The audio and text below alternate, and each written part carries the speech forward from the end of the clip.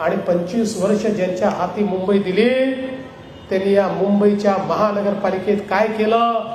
तुमच्या जीवावर जे निवडून गेले या मुंबईच्या महानगरपालिकेमध्ये 3 लाख कोटी रुपयाचा घोटाळा यांनी केला.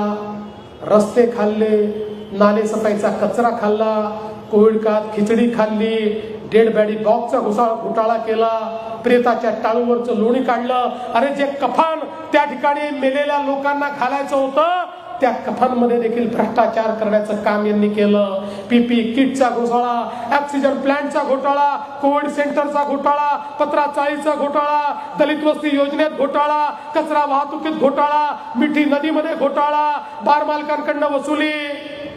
एवढंच काय, घोटाळा करता करता हे इतके घोटाळेबाज झाले की यांनी बाळासाहेबांच्या हिंदुत्वात देखील घोटाळा केला आणि हिंदुत्व सोडून त्या ठिकाणी कोणाचा हात पकडला हे सांगण्याची आवश्यकता नाही आहे.